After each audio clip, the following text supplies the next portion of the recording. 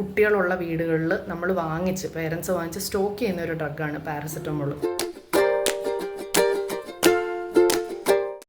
കാര്യം കുഞ്ഞിന് എപ്പം ഫീവർ വരും, രാത്രിയിലാണെങ്കിൽ ഡോക്ടറിനെ പോയി കാണാൻ ബുദ്ധിമുട്ടുള്ള സമയമാണെങ്കിൽ ഒരു ഫസ്റ്റ് എയ്ഡ് എന്നുള്ള തരത്തിലല്ല നമ്മളെപ്പോഴും എല്ലാ പേരൻസും പാരസെറ്റമോൾ ഒരു ഡോസെങ്കിലും കൊടുക്കാത്തവർ വളരെ വിരളമാണല്ലേ.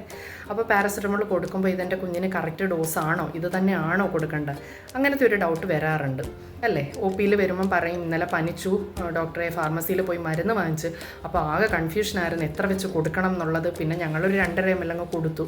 അങ്ങനെ പറയുന്ന മദേഴ്സാണ് കൂടുതലും. കാരണം എന്താണെന്ന് വെച്ചാൽ ചിലപ്പോൾ 1 year മുന്നേ ആയിരിക്കും കുഞ്ഞിനൊരു ഫീവർ വന്നാൽ, അന്നത്തെ വെയിറ്റ് ആയിരിക്കത്തില്ല അല്ലേ ഇപ്പോഴത്തെ വെയിറ്റ്. അപ്പോൾ അതനുസരിച്ച് ഡോസ് ചേഞ്ച് വരും. അതുപോലെ തന്നെ പാരസെറ്റമോൾ പല സ്ട്രെങ്ത്തിൽ അവൈലബിൾ ആണ്.